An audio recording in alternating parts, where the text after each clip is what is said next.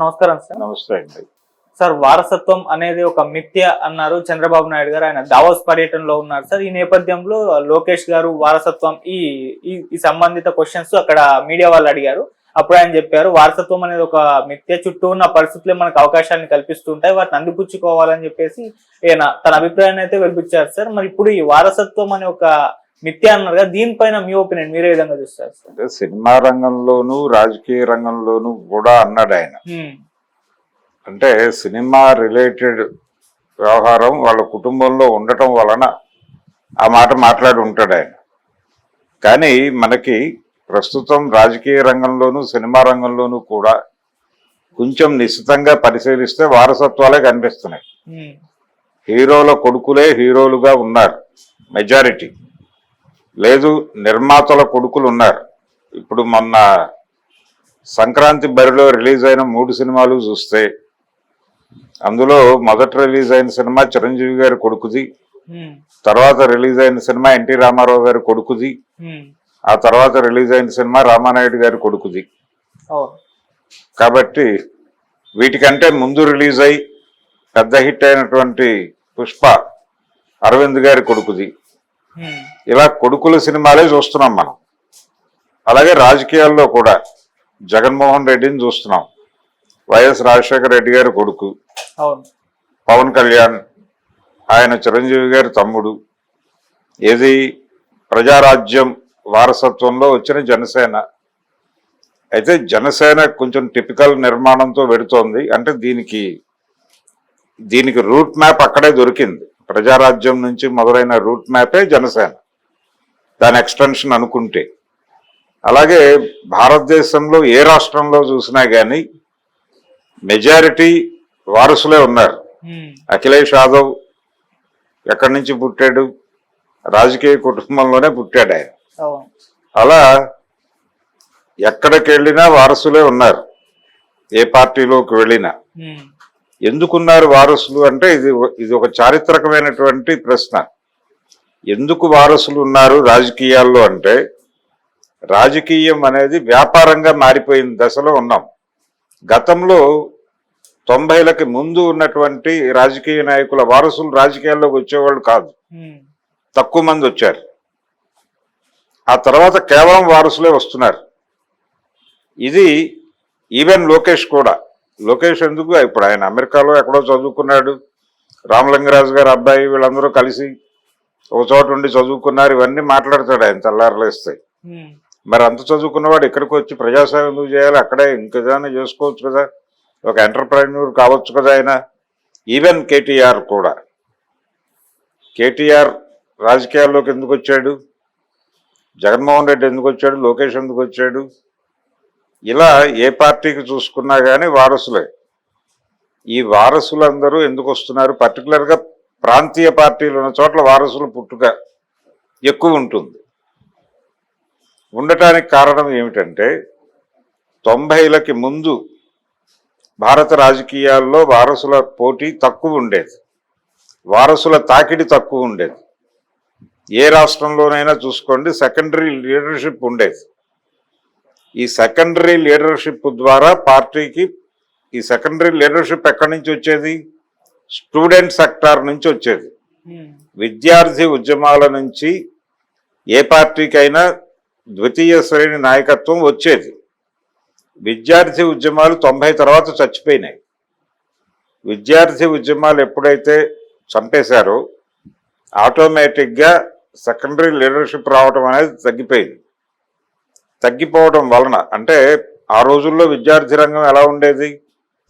పాల ధరలు పెరిగినా, లేకపోతే సిటీ బస్ టిక్కెట్ల రేట్లు పెరిగినా, ఏది పెరిగినా వాళ్ళు రోడ్డు మీదకి వచ్చి ఆందోళన చేసేవాళ్ళు. ఈ ప్రపంచంలో విద్యార్థులకి సంబంధం లేదు, ఏ విషయం చదువు మాత్రమే చదువుకోండి అని చెప్పేవాళ్ళు. కానీ సమాజంలో జరిగేటువంటి ప్రతి పరిణామాన్ని పట్టించుకుని దాన్ని మార్చే ప్రయత్నం విద్యార్థి రంగం నుంచి నడిచేది. ఎందుకు నడిచేది అంటే, అక్కడ ఒక మేధోమథనం జరిగేది. సమాజాన్ని ఎట్లా అర్థం చేసుకోవాలి, రేపు పొద్దున మనం ఈ చదువు పూర్తి చేసుకున్న తర్వాత తిరిగి అదే సమాజంలోకి వెళ్ళాలి. వెళ్ళినప్పుడు ఆ సమాజం గురించి ఏమీ తెలియకుండా పెడితే ఎలాగా అని ప్రతిరోజు పేపర్లు చదివించటం, కాలేజీల్లో చదివేవాళ్ళు, బోర్డు మీద వార్తలు రాసేవాళ్ళు, గోడ పత్రికలు నడిచేవి కాలేజీల్లో, ఇలా బోల్డ్ పొలిటికల్ యాక్టివిటీ నడిచేది కాలేజీల్లో. ఎలక్షన్స్ ఉండేవి, ఈ ఎలక్షన్స్ సందర్భంగా అన్ని రాజకీయ పార్టీలు ఇన్వాల్వ్ అయ్యేవి, బోల్డ్ చర్చ, రాజకీయ చర్చ రోజు కాలేజీలో జరుగుతూ ఉండేది. దీనివల్ల సామాజిక స్పృహ, ఇతర అంశాలు విద్యార్థులకు ఇంకేవి, అలాగే బయట జరుగుతున్నటువంటి అనేక విషయాల మీద వీళ్ళు స్పందించేవాళ్ళు, ఈ స్పందనలు తెలియజేస్తూ రోడ్డు మీదకి వచ్చేవాళ్ళు. ఈ ప్రెజర్ వలన ఈవెన్ విశాఖ ఉక్కు ఆంధ్రుల హక్కు అనేది కూడా ఆ రోజున విద్యార్థి లోకం నినదించినటువంటి నినాదమే అది. విశాఖ ఉక్కు ఆంధ్రుల హక్కు అనే ఆందోళన కావచ్చు, జయాంధ్ర ఉద్యమం కావచ్చు, ఆ రెండు మేజర్ మాస్ మూమెంట్లు, ఆంధ్రప్రదేశ్ వరకు పరిమితమే మాట్లాడుతున్నాను నేను, ఆ రెండు మేజర్ మాస్ మూమెంట్లలోనూ విద్యార్థి లోకమే ఉంది. అంత క్రియాశీలకంగా ఉన్నటువంటి విద్యార్థి ఉద్యమం, ఆ ఉద్యమం నుంచి వచ్చినటువంటి నాయకులే, ఈవెన్ ఏబీవీపీ కావచ్చు, వెంకయ్యనాయుడు విద్యార్థి ఉద్యమం నుంచి వచ్చిన నాయకుడే కాదని చెప్పమనండి, జైపాల్ రెడ్డి అక్కడి నుంచి వచ్చినోడే. చాలామంది నాయకులు విద్యార్థి ఉద్యమాల్లో నుంచి వచ్చిన వాళ్లే ఎదిగారు, మాట్లాడగలిగారు, కాస్త విషయం ఉండి సబ్జెక్ట్ని అర్థం చేసుకుని మాట్లాడినటువంటి వాళ్ళందరూ కూడా విద్యార్థి ఉద్యమాల నుంచి వచ్చిన వాళ్లే. అలాగే సినిమా రంగంలో కూడా వారసులు చాలా తక్కువ ఉండేవాళ్ళు ఆ రోజుల్లో. అంటే వారసులు వచ్చినప్పటికీ వాళ్ళు 1-2 సినిమాలు ప్రూవ్ చేసుకోగలిగితే ప్రూవ్ అయి ఉండేవాళ్ళు, లేదంటే వెళ్ళిపోయేవాళ్ళు. ఈవెన్ కృష్ణ గారి పెద్ద అబ్బాయి పరిస్థితి చూసాం మనం. అది కళారంగం, దానికి ఒక ప్రత్యేకత ఉంటుంది. అక్కడ విషయం లేకపోయినా కానీ ప్రమోట్ చేయడానికి నానా కష్టాలు పడుతున్నటువంటి స్టార్స్ను కూడా చూస్తున్నాం మనం. విషయం ఉండి, ప్రతిభ ఉండి దూసుకుని వెళ్ళే వాళ్ళు ఉంటారు వారసుల్లో. ప్రతిభ లేకపోయినా వాళ్ళకు ఉన్నటువంటి ఒక పునాది మీద ఏదో మేరకు కథ నడిపేటువంటి ప్రయత్నం చేసే వాళ్ళని చూస్తున్నాం. ఇప్పుడు మహేష్ బాబు తన ప్రతిభ ఉంది, ఆ ప్రతిభతో దానికి వారసత్వం తోడవటంతో అతను సక్సెస్ఫుల్ గా ట్రాక్ నడపగలిగాడు, నడుపుతున్నాడు ఇప్పటికీ. అలాగే అరవింద్ గారు అబ్బాయి అర్జున్, ఆయన బేస్ ఉంది. అరవింద్ గారు మంచి కెరియర్ డిజైనర్ అని, చిరంజీవి గారి కెరియర్ డిజైనింగ్ దగ్గర నుంచి ఆయనకు ఒక ఇమేజ్ ఉంది. ఆ ఇమేజ్ మీద అల్లు అర్జున్ కెరియర్ నడుస్తోంది అని ఒక దశలో అనుకున్నప్పటికీ ఆ దశ దాటాడు అతను. దాటి ఇప్పుడు తనే రన్ చేస్తున్నాడు షోని. ఇది ఒక చొరవతో కూడుకున్నటువంటి వ్యవహారం. మహేష్ బాబుది అదే పరిస్థితి. కృష్ణ గారు ఎర్లీ డేస్లో గైడెన్స్, ఇప్పుడు మహేష్ బాబే కదా తన్ని తాను సెల్ఫ్ గైడ్ చేసుకుని వెళ్ళిపోతున్నాడు కదా ఆయన. ఇలాగే ఉంటుంది ప్రపంచం. కొన్ని సందర్భాల్లో ఇప్పుడు నందమూరి బాలకృష్ణ గారు ఉన్నాడు, ఆయన్ని తన కంపెనీ సినిమాల్లో మాత్రమే వాడేవాడు తప్ప రామారావు గారు బయటకి ఇచ్చేవాడు కాదు. ఒక దశలో బయట ప్రొడ్యూసర్లు అడిగినప్పుడు ఒక డైరెక్టర్ వెళ్ళి లేదు బయట సినిమాలు చేయిస్తేనే కదా అని అడిగితే అప్పుడు వదిలేడు ఆయన సీఎం అయిన తర్వాత. అందుకని కొంచెం గ్యాప్ వచ్చింది ఆయన వాళ్ళ కంపెనీ సినిమాలకి బయట సినిమాలు చేయటానికి మధ్యలో నాకు తెలుసు 3-4 years గ్యాప్ వచ్చింది. ఆ గ్యాప్లో చిరంజీవి ఎమర్జ్ అయ్యాడు. సో ఇదొక ప్రయాణం. ఇలా వారసులు ఆ రోజుల్లో అలా ఆర్గానిక్గా వస్తే 90ల తర్వాత వారసులే రావటం, వారసులే నిలబడటం అనేది చూస్తున్నాం మనం. వారసుల తాకిడిని తట్టుకుని మధ్యలో కష్టపడి పైకి వచ్చినటువంటి హీరోలు కూడా ఉన్నారు. నాని లాంటి వాళ్ళు వీళ్ళు ఉంటారు కానీ మనకు ప్రామినెంట్గా ఇప్పుడు బిగ్ స్టార్, గ్లోబల్ స్టార్ అన్న వాళ్ళు అందరూ ఎవరు? ప్రభాస్ అక్కడి నుంచి వచ్చాడు. ప్రభాస్, మహేష్ బాబు, రామ్ చరణ్, జూనియర్ ఎన్టీఆర్, మొత్తం దండు వారసు దండే కదా అక్కడ ఉంది. అందులో ప్రూవ్ చేసుకున్నారా మరొకట అనేది పక్కన పెట్టేస్తే ఇంకొకళ్ళు ఆ ఏరియాకి వెళ్ళటానికి ఎంత స్ట్రగుల్ అవుతున్నారో కూడా మనం చూస్తున్నాం. కాబట్టి ఈ ఈ శైలి ఉంటుంది అనివార్యంగా. దాదాపు మెగా కాంపౌండ్ నుంచి 10 మంది హీరోలు వచ్చారు. వారి వారి ప్రతిభను బట్టి వాళ్ళకి అవకాశాలు దొరికాయి, దొరకపోయినా వాళ్ళు కథ నడపగలుగుతున్నారు. ఒక సినిమా ఆడకపోయినా వాళ్ళకి అవకాశం వస్తుంది ఏదో పద్ధతిలో. అదొక విచిత్రమైనటువంటి కండిషన్. రాజకీయాల్లోకి వచ్చేస్తే సినిమా రంగంలో ఇంకా వారసత్వం కన్నా కూడా ప్రతిభతో ముందుకొచ్చే అవకాశాలు ఉన్నాయి అక్కడ. కానీ రాజకీయాల్లో వారసులు ఇంకోటి రానిచ్చే పరిస్థితి లేదు ప్రాంతీయ పార్టీల్లో. ఎందుకు లేదు అంటే రాజకీయం వ్యాపారంగా మారి ఏ ఇతర వ్యాపారానికన్నా కూడా ఇది లాభసాటి వ్యాపారంగా మారింది. ఇది లాభసాటి వ్యాపారంగా ఉన్నప్పుడు ఇంకో వ్యాపారంలోకి ఎందుకు వెళ్ళాలనుకుంటాడు కొడుకు? మా తండ్రి గారు పెట్టిన కొట్టు ఇంత లాభాలతో నడుస్తున్నప్పుడు ఇదే వ్యాపారాన్ని నేను కూడా కొనసాగిస్తే సరిపోతుంది కదా అని అనుకుంటాడు. అదే తండ్రి గారు ఆశిస్తాడు. అందుకని ఈ వారసులు ఎవరూ కూడా బయటకు వెళ్ళట్లేదు.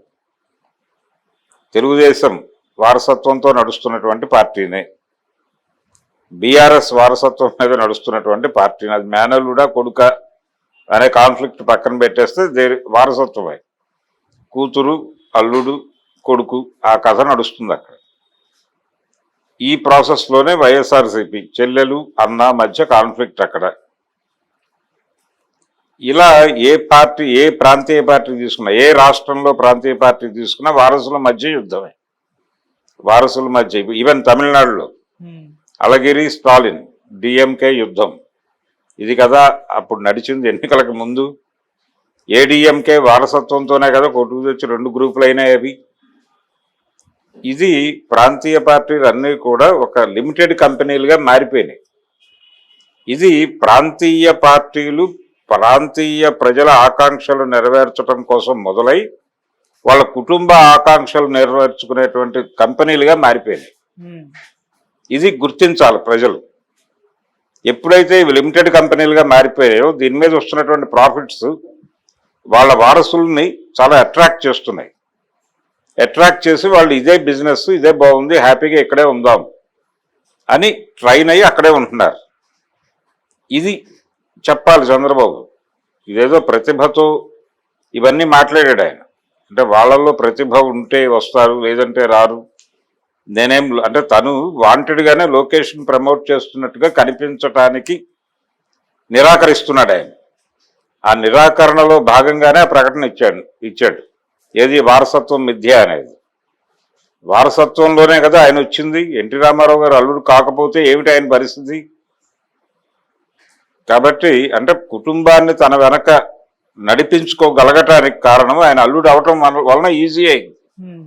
ఆయన ముఖ్యమంత్రి పదవికి ఎందుకు ఎంపిక చేశారు? ఆ రోజున ఎన్టీఆర్ని పదవి నుంచి తప్పించాలనుకున్నటువంటి మార్కెట్ శక్తులు ఎందుకు చంద్రబాబునే అప్రోచ్ అయ్యాయి అంటే ఆయనకు ఆ యాక్సెస్ ఉంది కాబట్టి, అతని వల్ల మాత్రమే అవుతుంది కాబట్టి అతన్ని అప్రోచ్ అయ్యి ఆ పని చేయించుకున్నారు. ఆ వారసత్వం ఉండటం వల్లనే ఆయన ముఖ్యమంత్రి అవ్వగలిగాడు. లేకపోతే అది అంత ఈజీ వ్యవహారం కాదు. ఆయన అయిపోయాడు. ఇప్పుడు లోకేష్ని చేయటానికి ప్రమోట్ చేయమని ప్రెజర్ ఉంది పార్టీలో. ప్రెజర్ ఉన్నప్పటికీ లోకేష్ని ప్రమోట్ చేయటం, ఆల్రెడీ ప్రమోట్ చేయాల్సినంత చేశారు, అయిపోయింది. ఇంతకంటే ఎక్కువ చేస్తే బయట నుంచి వచ్చే ప్రమాదాలు ఉన్నాయి కాబట్టి ఆయన సంయమనం పాటిస్తూ ఇలా మాట్లాడాడు. ఈ స్టేట్మెంట్ వచ్చే ఎన్నికల ముందు డెఫినెట్గా ఉండదు. వచ్చే ఎన్నికల ముందు ఆయన వారసుడిగా ప్రకటించి పట్టాభిషేకం చేసి ఆ తర్వాత ఎన్నికలు అనేటువంటి దాన్ని ఏమిటంటారు, రాజసూయ యాగంలోకి పంపిస్తాడు, లేదు అశ్వమేధ యాగానికి పంపిస్తాడు.